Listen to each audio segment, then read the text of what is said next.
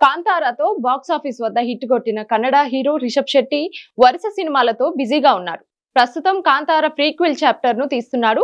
ఈ cinema October 2న release కానుంది. అయితే మరో క్రేజీ ప్రాజెక్ట్ ను రిషబ్ శెట్టి ఓకే చేసినట్లు తెలుస్తోంది.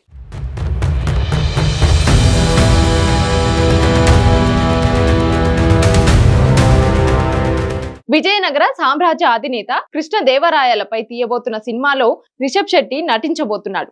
ఈ సినిమాను బాలీవుడ్ డైరెక్టర్ అశుతోష్ గోవార్కర్ డైరెక్ట్ చేస్తున్నట్లు టాక్ రావడంతో మూవీపై మరింత హైప్ నెలకొంది. ఆంధ్రభోజుడుగా ప్రసిద్ధి చెందిన శ్రీకృష్ణదేవరాయలు 1477లో జన్మించారు.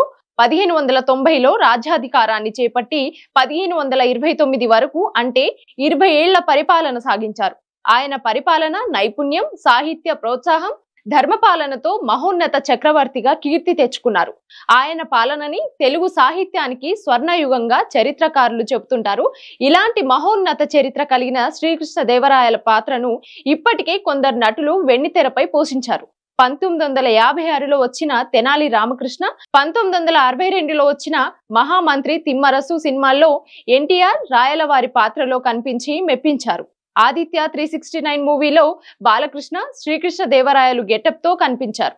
హీరో శ్రీకాంత్ కూడా దేవరాయ అనే సినిమాలో శ్రీకృష్ణదేవరాయలుగా మెప్పించాడు.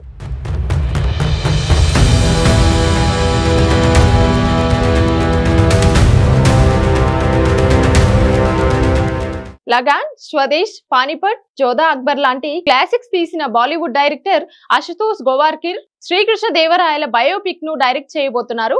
ఈ ప్రాజెక్ట్ లో రిషబ్ భాగమయ్యారు. ఇది కాకుండా the pride of Bharat, Chhatrapati Shivaji Maharaj లోనూ రిషబ్ నటిస్తున్నాడు.